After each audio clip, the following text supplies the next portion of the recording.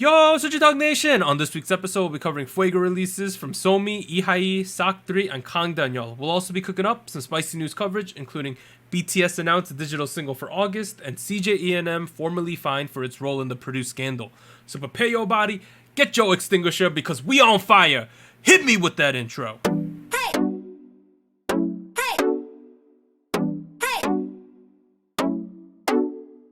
Hey, what's up everyone? This is SojuTalk, your weekly shot of K-pop. We're coming at you with a super spicy episode 97, and we're recording on Monday, July 27th, 2020. I'm Doug, and joining me today we got Warren. Hey, what's up everybody? And Anita. Hello. Yo, July's almost over already. Wow. Goddamn. Alright, but as a quick reminder, check out SojuTalk on iTunes, Spotify, or your favorite podcast platform. Sub to the SojuTalk YouTube channel, join the SojuTalk Discord, and be a part of the SojuTalk Nation. Links down below. No announcements this week. All I'll say is the air condition in our house, we probably got to replace it at some point. It ain't working that well. It is so hot in this room, but we are now at part 1 of SojuTalk, episode 97, where we discuss big new releases, take a quick rewind, and hit you with the music show winners. Let's get it. Alright, so we're going to be covering 4 songs this week in our big new releases. The first one, on July 21st, Tuesday, we had Yukika, Soul Lady. July 22nd, Wednesday, Somi, What You Waiting For. July 23rd, Friday, we had Ihai with Holo. And then July 25th, Saturday, we had SojuTalk 3 with Beach again. But let's start at the top. Yukika's Soul Lady. So she's from, I think, Estimate Entertainment. She debuted last year in 2019. Her last 3 songs were Yesterday, Cherry Jubilees, and Neon. 0 music show win so far. I told you before the recording, I have one note for this song, right? A single bullet. A single bullet. I wrote City Pop. I think that's pretty accurate, right? Yeah, that's very much the song. There was a large internal debate this morning on whether we cover Yukika Soul Lady or we cover the Kangdanyol song that came out. I think it's called Waves, featuring Simon D and Jamie. Mm-hmm. We came to the decision that the Kangdanyol song is more like a collab track, and it is a pre-release. And we will cover his actual title track next week, so it'd be kind of redundant for us to cover in back-to-back weeks. So we decided to go with the more lesser-known route, and we went with Yukika Soul Lady. This is pretty good, right? Yes. I feel like if you like the retro city pop sound, you will love this song, because it is exactly that. Anita, do you love the retro city pop sound? Why, yes, I do. What a surprise! Yeah, there was a lot of lobbying to get this song reviewed. Very biased. I was a bit indifferent. I'm here looking at the what's popular, what's poppin', but That's okay. I was very outnumbered this morning on this one. The thing is, I might have passed upon it if it was just like all right, but like, it's very clear how much effort went into this making this album, and like that they put in a lot of effort. It's one of those rare moments where like I gotta let it shine. Like we don't have the world's biggest platform, but we do a little bit, you know, like we kind of want to like tell people. I have so much to say about the album and the song. It's like I can't pass upon the opportunity. Go like not that I don't about Kangdanyol, but like I can kind of wait for the guy. Like, you know, like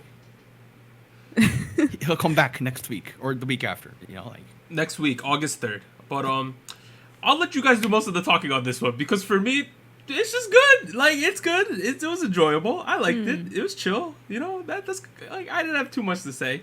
I thought the pun of using Seoul Yeoja, right, was interesting, because it takes most of the music videos filmed all around Seoul as a city, right? Mm-hmm. So I thought that was a cool pun. Or wordplay is a better way to say it. I thought that was really, really... There's a lot of stuff to think about with that, right? Mm-hmm. Because, like, it's a Japanese girl... Yep. ...who came to Seoul in Korea, singing in Korean, but with, like, an 80s Japanese style, right? That's what city pop is. Mm-hmm. And the song is called Soul-y, and it's about, like... It's about going to a new place that you've never been to before and, like, trying to find success there. That's, like... the theme of her album, that's the theme of the song, and like that's it's so like kind of feels very like interesting, you know, like when have you heard a Japanese girl come to Korea for success but sing with like a Japanese style about Korean people? Like when have you seen that? You know, like how many times have you said that sentence in your life? Well, 0, of course. There you go. Like I think that's very like it's interesting on multiple levels, right? Because it kind of shows the perception K-pop has in an international world. You know, like people go to Korea to like find success. She did that. Juri did that. You know, like the Idol kids did that. Like you know. It's in a lot of ways. It's showing how cultures are connected nowadays, and I think that's really wonderful. You know, especially when political tensions between these two countries are kind of butt right now. You know, like Anita, how'd you feel about the song? Well, as I mentioned before, I'm a fan of city pop in general and the retro sound. I do feel like I don't know if it's as apparent in her previous songs, but for this one, I feel like it did have a lot of what we would typically hear in those songs, the city pop songs that were made in the 80s, right? So that's kind of the era where it originated. But it also felt pretty refreshing because, like you mentioned, the visuals of the music video contrast with this very modern city, very, very current, right? And I feel like a lot of the outfits that she wears as well, they allude to this very classic 80s vibe, but in other shots she's also wearing very modern clothes and walking through like the nightlife. So I don't know, it felt like it was combining two decades, like two times in life of of modern music and stuff that we liked from decades ago. I don't know. I think it was a really cool way of expressing that through the video. Can I make one thing? Say one thing about sure, the music video? You can make one thing. I really liked the use of the projector during Yeah. this music video. Yeah, I like kinda that like too. that. Yeah. At first I was like, is this CG? And then at the end when they projected onto the bus seat, I was like, oh, it was a projector the whole time. Right. I thought that was pretty cool. I don't know. We haven't seen that often. Yeah. I actually wrote that down too because I thought it was cool that I think it's like blown up in like this bridge scene, right? I think the bridge that's when we first see the bridge it, support, yeah. right? Yeah, and I don't know. Maybe that's also being like a part of saying like, oh, she's part of the city, and like you see like her image in like the city background. I don't know. I thought it was cool. I agree. I like the projector. That they did not spend a ton of money on this music video, but it still looks really good. Right. You could tell the budget's low, but it looked great for like. Honestly, you just needed a couple cameramen and some editors and a projector, and you could have filmed this music video. I think, right? There was no special effects, no built sets, nothing like that. They rented a bus, maybe, right? There was a specific goal and a specific theme, and they really committed to that. That's like not a lot of people do that nowadays. That's like really something we should applaud them for. Like, they didn't try to do everything, you know. Talk about the album because you really want to express. I need to listen to it. Here's the thing, right?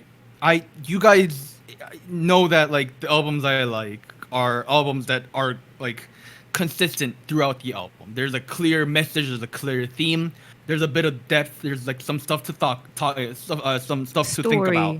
Right. There's an overall plot, a storyline, and it doesn't have to be anything complicated, right? You know, but an overall like structure to the album that makes sense in terms of the music, in terms of like, you know, the happy songs and the sad songs, that kind of thing. If that works, and if the plot and the structure works, dude, that is my baseline for like a solid, well-built album. This album does all of that. Nice. There's a noticeable plot, there's consistency, and there's a clear flow between each track and how they were placed. Plus, on top of that, there are like small devices here and there that you can kind of dig into, right? There's like in the intro, which is called HND to I think GMP. That's short for Haneda Airport to Gimpo Airport. You know, she came from Tokyo to Seoul. You know, like, and there's like sound effects that you would hear at the airport and whatnot. And it's the outro and the ending. It's another instrumental again. You hear subway sounds saying, you know, she's arrived at the airport again. Except she stops walking and she's like, "What am I gonna do now?" And you get there's like small devices here and there where it gives each listen more enjoyable. You know, one thing is like there's a little cameo feature from she does a YouTube series nowadays called Wenyaman Y-Man 4. Oh sorry, season 5 I guess. And like the cast there was a cameo featuring on one of the tracks, on one of the instrumentals, and that was small stuff like that where you can kind of dig into it and kind of like, hey, this is pretty cool, and like that was kind of dope, and each listen becomes more and more enjoyable, and like in that sense, it's not very often where a mainstream K-pop album does that. It's very rare nowadays. Because each full-length album nowadays, in terms of K-pop, is about how many tracks that people think. Well, the producers. I can't speak. It's producers nowadays. Producers. Producers. Producers essentially try to place as many tracks as possible that they think the mass public will like, or the fans will like, and it kind of loses that like. There's this one word I'm thinking about. I can't find it, but it almost feels like a random playlist rather than like a full album. You know, like cohesive. I guess. Cohesive. That is the word, Anita. Thank you. Oh my goodness, I can't speak English. You know, that's kind of sad. I'm only 20-something years old. Let me reset your screen real quick. I will talk a little bit, just because your mouth to audio. Okay, you good now? I was too excited. How much do you like this song? That's what I'm getting at. The song in specific, I think, is very solid. I think it's very well built. But in the scope of the entire album, it is my favorite mainstream K-pop album of the year. You weren't getting what I was implying, though. What are you trying to say? I was asking, how spicy is this song? Very spicy. Has that not been made clear yet? This is spicy. Oh, you know. This is easily, for me, the best contender for Certified Spicy of the Week. I don't agree with that. I mean, I'm sorry. You clearly need a third ear to like listen to music. Like, well, I will give you a game time decision after we pass through all the songs. I'm not completely convinced to give it to this one. I know you two want to give it. Okay, sure. I will just decide at the end. The takeaway should be that this track is like, if you probably never heard of this girl, Yukika. You probably never heard of this company. That's fine. Just check it out for a real quick second. If you like it, there's so much more to dig into, and I'm sure you'll like it. That's why I wanted to talk about. All right, let's move on to the next song. Yeah, it's great. So, Certified Spicy for that one is on hold. It has 2 out of 3 votes. To be determined. To be determined. We got to remember to get back to it, or else people are going to yell at us. But the next song. Yeah, I'm going to bring it up. Somi's What You Waiting For. So she is from YG Black Label. She debuted in 2015 with IOI, 2019 as a solo artist. Her last and only other solo song was Birthday. 0 music show win so far. Oh no. That's sigh. Oh man, that sigh. I think that this song, What You Waiting For, is fine, right? It's not bad. Okay. It's not bad. I think it's a massive improvement from Birthday, which I really didn't like personally. Okay. That being said, massive. Wow.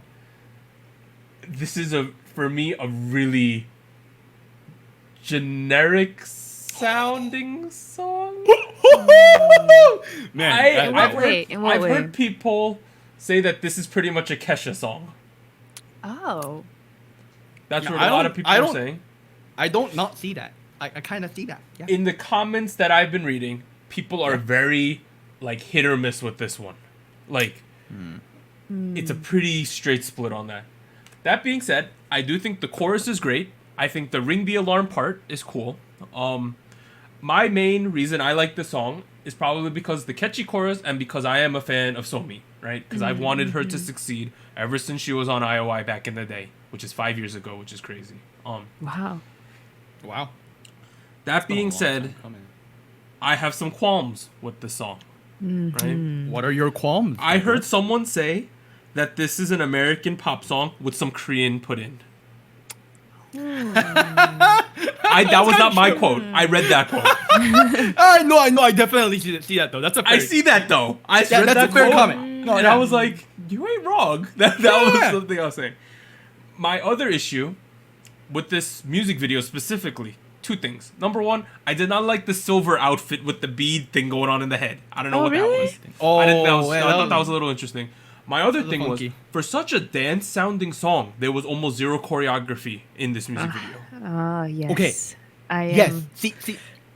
I was while listening to the first chorus, I was like, this has got to be one of those songs made for a TikTok challenge. There has to be. And then I was expecting the second chorus onwards to just focus on the TikTok, on like the choreo aspect, and none of that happened. Here's another thing though. Okay, in terms of the choreo, because I've seen the live stages, those are also very controversial right now. Oh, why? Mm-hmm. Anita, you know what I'm gonna get at, but Yeah, oh boy. a little bit. the weird thing is they did not go for the TikTok thing in the music video. But once you see the choreo, it's very evident that that's what they're going for. Why didn't they do it in the music video? The biggest complaint people are having is that the choreo is, number one, not very difficult. Number two, she does not move a lot. Like, she's in the same 5-foot like window for almost the entire chorus. Correct. That sounds like... It sounds like it's made for a TikTok challenge, and it is. Yeah. And a lot of people in the comment section are like ripping Somi a new one, even though she wasn't the one who decided on this choreo. Anita, you talk about that too. What do you feel about that? I did want to talk about that, and I'm glad you brought it up because, again, like we like to mention, it's not really the artist's fault, right? No. I don't think they really have a say into what specifically makes it as in the final cut of the song and the choreo, but I think ever since Birthday came out, right, and I think I also mentioned this with Birthday and now with this most recent release, is that Somi is very good at dancing. I feel like she highlighted that through Produce, through IOI, and I feel like she made center because of that, because she's very good with the camera, a very good performer. The visuals are on point. She's the complete package. Yeah, she's doing great as far as being as visually grabbing your attention. She does that great, but the choreo that they've been giving her, and especially for this one, because there's a dance break in this song too, and it didn't feel like there was much of a choreography that showcased her ability. And I don't know, I was a little confused because I also watched the live stage. I heard the break, and I don't know, I don't understand why. I think some people were saying in the comments as well that her vocals, like she wanted to be stable for the vocals, or like they focused more on like singing live, and that's why she wasn't moving a lot. But I didn't think her voice was unstable to begin with, even with Birthday, which I think Birthday has more choreography than this song. So I don't know, I'm a little confused as to what they're doing as far as direction. I don't know. I think the best word to put it was that the choreo is extremely static, right? It's just like she's there, she does a bunch of like gestures and movements, and then I'm like, she's gonna break this down, right? Like I was waiting for it, waiting for some kind of strutting thing, like some kind of high confidence. It just never happened though, and I was a bit surprised. Would you guys say it's like minimal, or it's like, very minimal? It's made for TikTok. No. Would you say it's minimal, or would you say it's dull? Two different things. Minimal, I think, because I feel like she. As far as I can remember from the choreo right now, is that there's quite a bit of like hand movements, hand movements, but not really like Doug mentioned, like not really moving, utilizing the stage. Legs, bro. She don't move her legs.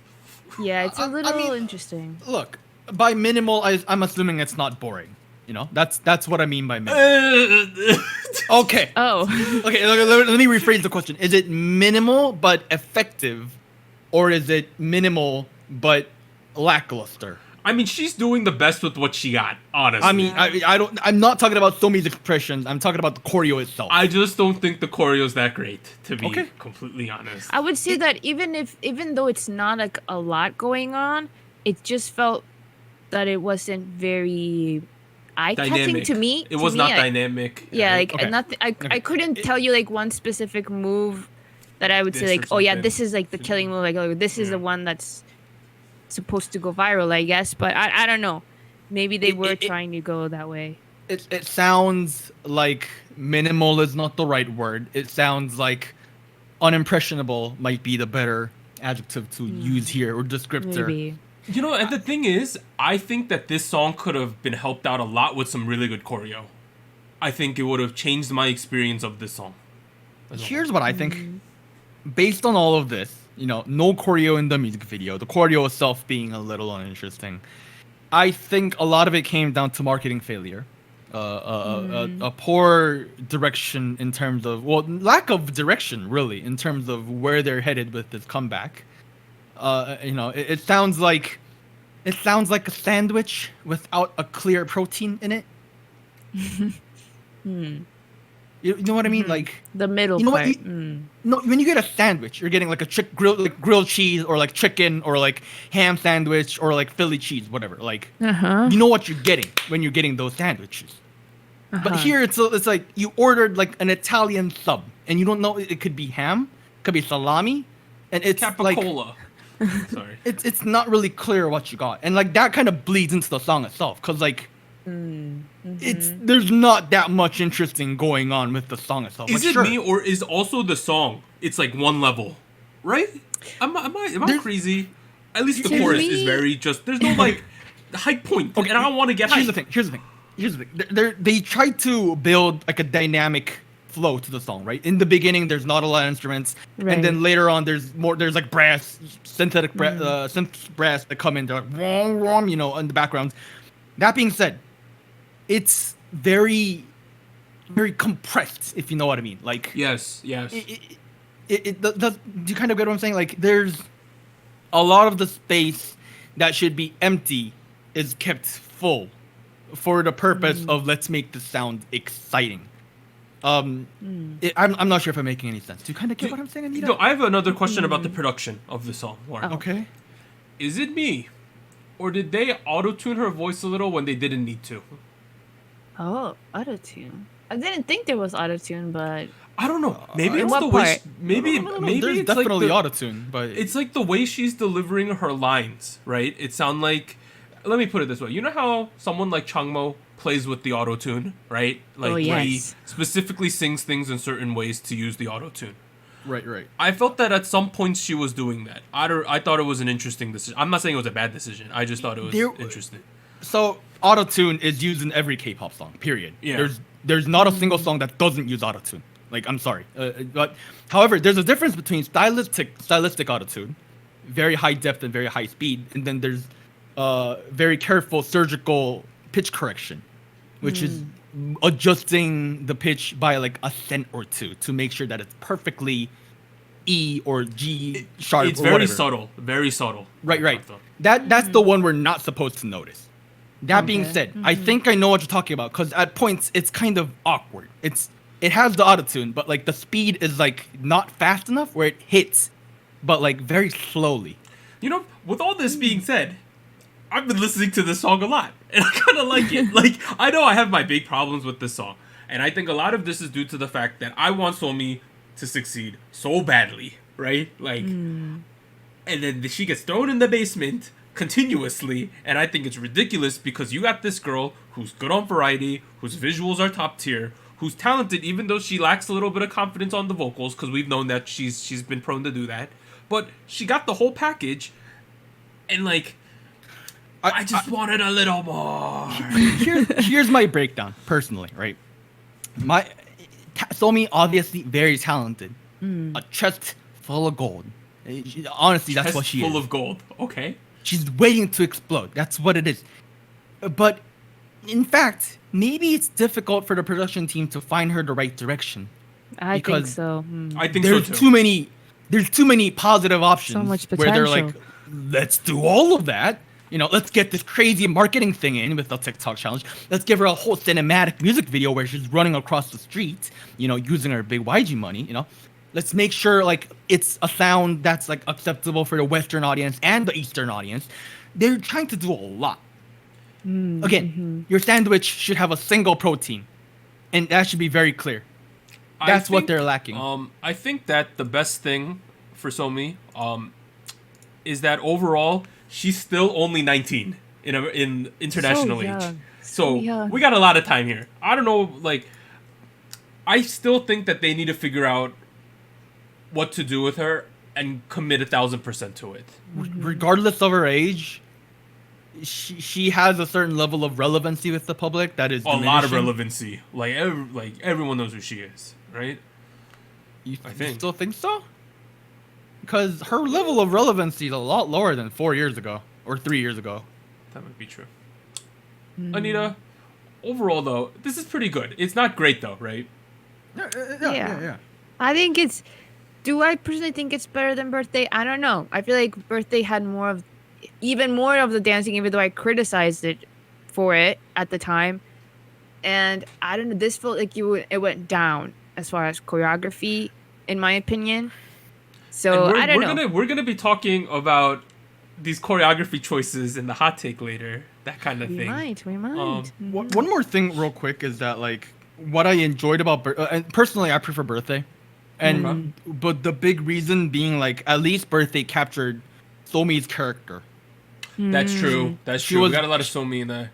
Right. She was this young teenage girl who doesn't give a F, and she's just like she ain't inviting you to her birthday. Right. She's like, She you're don't not care. invited to my birthday. And like she's like, here it feels a little less Somi, a little more generic, and it's like, It was this music video was just a lot of just showing off her visuals, and we're like, I know she's beautiful, right? Like we all know this already, guys. Like that was, I don't know. Also, the lyric choices are interesting. Drunk and faded. I was like, really, guys? Okay.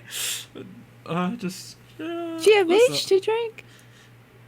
so Somi actually took part in the production process with the writing in terms of lyrics and the composition.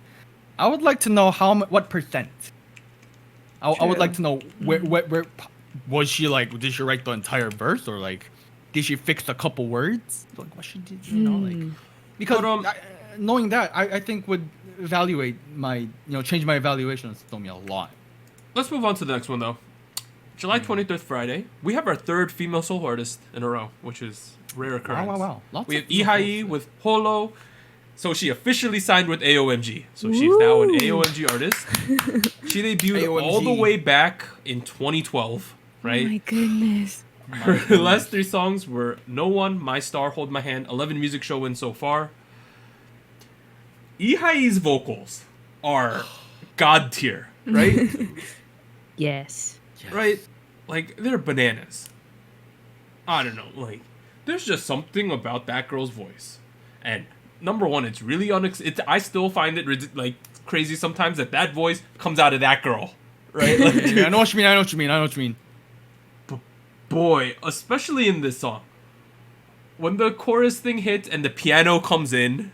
Oh my goodness. Oh, man. Like, I've been a little stressed lately, and this is a healing ass song, right, guys? Like, Yes. No, I know what you mean. Yeah. I felt Comforting. cleansed. I felt healed. I feel de-stressed when listening to this song. Wow. You wrote the word comfort in here, dude. I Yeah. felt so comforted. Like Right? it felt like a pat in the back. It's like you're okay. I don't know if the music video. I felt like the music video was her talking to her past self, that kind of thing. Yes, right? same. That's Same. clearly. I think that was very clear that was going on. Yeah. Man, this song hit me in some places, man. Hit me like right in the feelings. Oof. So there's like so much expression in her voice. Like Yeah. it's like there's like wrinkles to her voice, and like I'm like going through each wrinkle with like each flap. That's kind of weird, but like each there's, flap. Okay. I think you of know it what I as mean. Like rippling, like a rippling effect. Like like Sure. there's waves in there. it's just like there's like so much emotion in her voice, and it's like so rare for that. Like I'm going to make a statement here. I will see if you will both agree. I will give Soul Lady okay, Spicy I agree. if you guys give Holo Spicy. You didn't have to make that a deal. I was willing to give this Yeah. 35 spicy. Yeah. Definitely this song. Okay, we're giving them both spicy. We don't need to have the discussion later. I'll give Soul Lady. I've been thinking about it. It's actually very good. So, all right. So we got 2 certified spicy songs this week. Yukika, Soul Lady, Ihai's Holo. Let's keep talking about this song. The thing is, right? Like, if you think about emotional, like, portrayal in Korean music, people think of ballads, And this kind of leans in the ballad territory, but this is like solidly like a contemporary R&B track, and like, man, so juicy with emotion, I juicy am with emotion. So Did you get happy that juicy with emotion. You're not getting it. Sorry. You're referencing the future Rocket Punch Yeah. song, which is going to be called Juicy. Yeah. Oh. Oh my goodness. But I am so happy that Ihai escaped the YG basement. He's now at AOMG, who releases tons of content for all of their artists. AOMG and Haya. How do you feel about her signing with AOMG? Because rumor has it she had offers from tons of companies. Of course, right. Of course. So how do you feel about this? The thing is, she was on an interview in Ponindungpan, and she was like, please don't refer to YG as the basement because like they treated me very well. I think that's very kind Sorry? of her. But at the same time, because AOMG does have this image of hustlers, you know, Right. man, dude, I'm like, and like think about the people she could collab with in AOMG, right? Whew. Like, think about a solid Code Kunz track with this Ihai girl as the main vocal. Like just 16 bars from Mr. Wu over here. My man, you know, like perfect collab. I don't ask for anything more. This is like, she's solidly in the artist territory, deserves a lot, and I'm excited for her future. Like, what more can I say? That's enough, you know, like. Can we get like a epic vocal track from a bunch of the female artists at that company? Please. Like Davina, Please. Ihai, Hoodie. Yo! Please. Can we get something like that? Like That'd please? be great. Also Sogum's in that company too, right? Yeah. Yes. No. So we Yep. can we get the four of them to do something? Like, oh my goodness. Oh, That would man. be next level, right? If you get Sogum and Lihai on the same track, Mm-hmm. dude, the range of emotions. I We're all will gonna tear cry. my eyes out. Everyone's gonna cry They're balls and the out, thing is Jesus. like the thing about AOMG, because they're not like a mainstream massive label, is they can release content whenever they want, right? so much freedom. Yeah. So much freedom, and I think that she's found a great company, because also another thing Ihai is known for is singing the choruses and having rappers sing, right? Like she's a great collab artist too. There's so many things that could happen now that she's here. Just her being in AOMG. There's so many possibilities that I'm like so Yeah. excited about. And It's being in such a good AOMG, move. there's like so many connections outside of AOMG too that she has access to Right. at this point. Like, I don't know. I don't think there's so much to talk about this song. Super comforting. Go check this out. If you're struggling through some things right now, listen to Ihai's Holo. Please. Bro, vibes. All right, vibes. let's move on to the next song. This is a legendary collaboration, is what I'll say. So, July 25th, Saturday, we got Sock 3's Beach Again. This is a collaboration between Yoo Jae-suk, who's the nation's MC, Lee Hyori, and Rain, who are two legendary singers/entertainers. They debuted this year, obviously, as a summer unit in 2020. Wow. They're rookies. And as previously mentioned, Beach Again achieved the perfect all-kill back on July 19th, way before the music video was released. Additionally, their debut on Show Music Core tripled the viewership ratings from 0.6 to 2.1. And I know that also the physical album sales for this this album that they're producing, I think all of the proceeds are going to go to help charity. So that's another that's thing so to point nice. out. What a guy. You know, this is the only idol group where there's more kids than the parents. What do you mean by that? Rain has 2 kids. You just has 2 kids. There's 4 kids.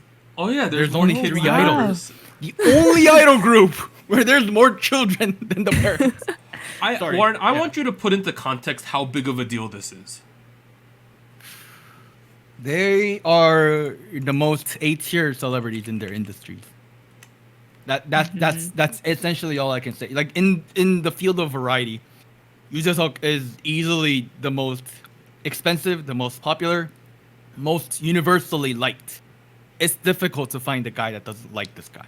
Yeah. He has an entire variety show by himself where he goes around doing stuff, which is this show that called How Do You Play, where this collaboration happened.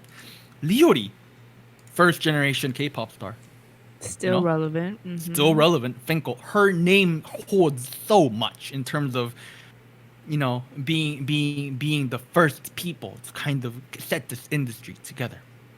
Rain. I mean, besides the cringy ninja star part, You know, like he still became like one of the legendary people of that entire decade in the 2000s. Like Rainism, yep. everyone was doing that in the back of their classrooms. You know, like now everyone's doing gang, bro. Gang's Still relevant. Still relevant somehow. So it's like the most important people in the industry that are like old, but like somehow still in their prime. I think the difference between this and a lot of things is that this has Korean general public appeal. Like it is transcendent of K-pop. This is a cultural thing. Yeah. Yep. It's been number one since it came out. It's still number one on iChart. This song. I would say, so you know how we say K-pop, we usually refer to like idol music and like the idol industry. This is the closest to definition of the dictionary definition of Korean popular music. Yeah, I would say that. Popularity aspect. Right. It is what a lot of the nation is digging right now, and I think that says a lot. Okay. You can go first though. Yeah. Let's talk about the song. Okay. I think the song probably turned out as well as it could have with what they have. Okay. That being said, I do think it's not the best song ever. All right, I think my main problem, I think the rap section's kind of bad. Oh. I think it's a little bit cringy. Just like every 90s track. Come on. Okay, you agree though, right? It's not great. Do I consider it rap? No, but like... No. Obviously, the music video and the nature of who they are, it's very heavy-handed, everything in this music video. Maybe for some fans, they would find the borderline a little cringy at times. I get that, though, right? Like, that's what they're going for, to be honest. I want to give a lot of praise to Yoo Jae-suk as a entertainer because you put this guy, a middle-aged comedian, next to two of the biggest idols of all time, and he does not flounder, he does not look stupid, and it makes sense. No, he committed. Right? His committed. Voice is really refreshing too. It honestly works, which is he is the most well-rounded entertainer in Korea. I think that's a objective statement at this point. This guy, the literal premise of his show is they just put him in awkward situations and see if he will sink or swim. He swims every single time without fail. It's crazy. And he does it while being funny too. It's nuts. What are your overall feelings of this song though? Let's do that. Let's do that. We're talking about the song itself first, right? Like, not what it means. Okay, that's a nice song.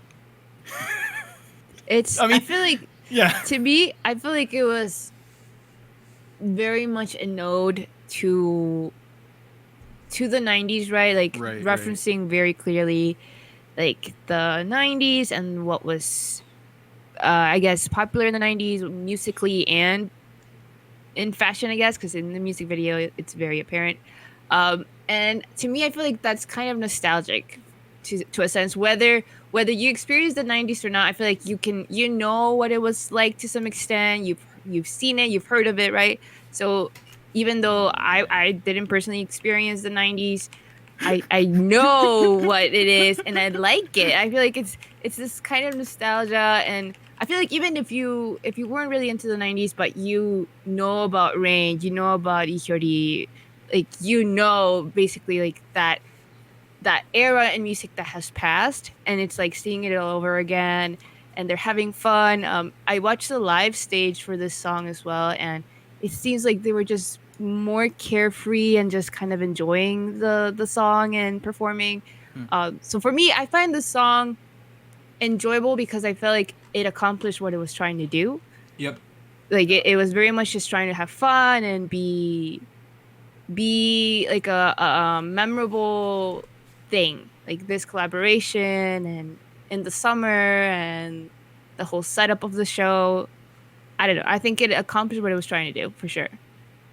In terms of the song itself, at the very core, like you mentioned, it is very 90s, but with a very like clean 2020 vibe to it, because they use a lot of the tropes that is found in 90s music. Those brass, the trumpets, yeah, all over the place. Very, very like big 90s trope that has like lasted up until now, and then they use like sound effects and synths that are more common with like music from 2018, 2019 kind of deal. Like the singular feature-based sound pack the one sample pack I keep mentioning, used all over the track. My goodness. That being said, it almost feels it reminds me less of the 90s tracks. It reminds me more of the 90s remake tracks that we've gotten ever since that era ended. Yeah, I see that. Like, well, a big one is Highway Romance by Yoon Jong-shin. Well, the remake of it that came out in 2013. Very similar chord progressions, very similar arrangements. The big difference is Yoon Jong-shin is the main singer. That there's no rap, like, right? But like at the same, it does remind me a lot of the tracks that did that already before. That being said, it's so fun. There's a lot of good energy, vibes with everyone, and I think it brings to attention what this means for the music industry, right? This is big. Not simply big. It kind of, I feel like it shows the influence SojuTalk has, right? Yes. Because remember last year, up until the beginning of this year, 유산슬, the whole trot thing. The trot thing that blew up trot across the country. Right. Yeah. Korean popular music right now, dude, there's nothing but trot. Trot is like the mainstream genre. Right. Bro, It's not idol music, it's not hip hop, it's not R&B, it's trot. Mr. Trot, I get like a couple Korean channels. There's like trot stuff on a lot. Like there's reality shows about trot. Yeah. There's people singing trot. They're playing trot. It's all over the place. Trot is the big thing right now. And SojuTalk was at the forefront of that. Yep. He kind of brought it in. And the way he does that again. It was Song Gae-in and Yoo Jae-suk were the two people doing trot. Right. And now you have Mr. Trot, the F4 of Mr. Trot. That is like in every variety, period. Like it to me, this is a signal that the Korean audience, the general public, wants something refreshing, wants something new, wants something of the past at the same time. Why? Right. Maybe they're tired of their real lives right now. Maybe they're tired of the coronavirus. Maybe they're tired of the music industry because it's been in the same place for a couple of years. It feels like they are kind of not happy with the stagnance and therefore looking to the past, saying, "Oh, those used to be the good days, and now we're bringing those back." That's what Trot says to me. That's what the whole resurgence of Neutro that's been going on for a couple of years, including the city pop thing. That's what I'm getting out of this. People want new things, but yet familiar at the same time. Cool. Welcome to my TED Talk. I don't personally though. I don't think this is a certified spicy song. I'm just gonna say that. Yeah, I can see. I agree with you. It's good. I would definitely check it out though. Like 100% check sure. it out. 100%. check it out. Yeah. So SOC 3, Beach Again, go check that out. Legendary collaboration.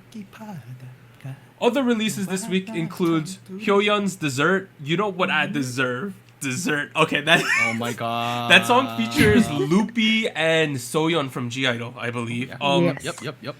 We also had Kyuhyun's Dreaming and Flying released Starlight, which is a special digital single with an animated music video. Oh wow. We had One Us's Come Back Home, which is the performance from Road to Kingdom finale. And then Kang Daniel's Wave featuring Simon D and Jamie. That's the one that came out today. That's a pre-release ahead of his new album, which comes on August 3rd. Next week we'll cover the title track. So sit tight. But now we're at a quick rewind. So back on episode 94, we reviewed Weekly's Tag Me, Zico's Summer Hate featuring Rain, Very Very Thunder, Chunga's Play featuring Changmo, SF9's Summer Breeze, and then finally Irene and Sogi's Monster. I have one song I like actively. I have one song that I've been obsessed with too. Let me guess. Okay. For Warren, Tag Me. Oh man, Was it- you is- were right. Yeah, you were I'm right. right? Okay. You right. You are my friend. You know me well. Oh my goodness. Anita. Let me guess yours. Thunder. No. Let me guess. My guess is Play featuring Changmo by Chunga. No. Oh, Summer Hate. It's Summer Breeze. Tag Me. Is it Yes. Monster? Oh, It's Tag Me. Oh. Wow, both of you are on Tag Me. Yes. Okay, I I apologize, have Anita. also listened to this song a lot. They're really good. It's good. so catchy. I love this song. Weekly. They've been on a lot of Variety too. Start. I've been watching them on Variety lately. Like, they are the surprise of the out of the rookies for me so far this year, because it's like Play M. I know they have 8pink there, but it's not like we're expecting. We only know Play M as like, I know Victon's in that company, but we know Play M as like, they're the company that like A-Pink is pretty much it, right? Right. Not to throw Victon under the bus, but Victon was not the most relevant group for a long time, right? Yes. With this weekly group, the future's looking kind of bright for their company, right? Definitely. They might Off be to a great start. I can't think of a rookie idol group that debuted this year. A girl group that I enjoyed more than weekly.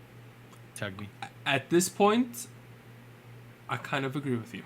I'm But pretty sure contenders, there's someone for I'm sure. forgetting, but like there are other girl groups though that are speculated, including the SM1 and the YG one, and the SM1 is pretty much boy. confirmed at this point. So Oh, really? I see articles on Naver all the time about going. To They like, that's better not confirm the YG one. The other ones, there's because like they ain't ready. there's a group called Secret Number that also happened, and then there's a Wua is another one. I think Red Square, I want to say. You know, the Irene and Sugi Monster song kind of fell off once Naughty came out. Also, the that out live there. performances of Naughty are amazing. They Naughty. They Yes. Naughty. Go check them out. The Chunga song kind of fell off for me, and then Summer Hate kind of fell off for me in a way that any song didn't. And then the very, very song Thunder, I've listened to a couple times, but I don't think it's them at their best, which is my overall take. I will say I did go back to Summer Hate a couple times. Like it's It's so like, freaking hot. it was very appropriate when I had to walk outside and it was very hot. And Yeah, I hear it. it's been boiling around here lately. Yeah. But the K-pop oldie of the week is another hot song, Rainbow's A, bro, from 2011. Bro. This is one of those low key like sleeper legendary songs, right? Their Is it the choreo, one with this choreo? yes, it's that one. I just That- wanted to confirm. At the time, no one even thought anyone could even do that in choreo. What Warren was referencing, one of the moves during the choreo is like the girls lift up their shirts to show off their abs a little bit. There's a little bit, but very It not was like appropriate for TV. it was like the most sexy choreo that we had seen at that point, like for a while. Scandalous. There It was was- a lot of controversies. Yes. But go check out Rainbow's A. I still think it's a good song by itself, and I think that Rainbow was an extremely underrated group during their run that did not get the recognition they deserved. This is a banger. You should go check it out. All right, we're at show winners finally. Anita, hit us with them. All right, so for the show on Tuesday, show champion on Wednesday, and M countdown on Thursday, G Friends Apple won, so they're up to 3 wins for this Wow. comeback. Then later on Friday on Music Bank, Saturday on show Music Core, Blackpink's How You Like That received their latest win, so they're up to 12, I believe. Mhm. Correct? Mm. And Yep. fun fact, this is the most music show wins aside from BTS's On so far, right, for this year. Wow, Yep. So out of all individual songs, BTS's On is in first place with 16 wins, and then we have Blackpink's How You Like That with 12. I wonder Amazing. if the full release will top 16. That will be We'll interesting see. to watch. We'll And see. finally on Sunday on Inkigayo, Hwasa's Maria had its first win. Wow, Awesome. Congrats to her. Congrats. But we are now at the end of part 1 of SojuTalk episode 97. If you are listening to the audio version, sit tight, and if you are on YouTube, head over to the episode 97 part 2 video. We'll be back after a short break. 3, 2, 1.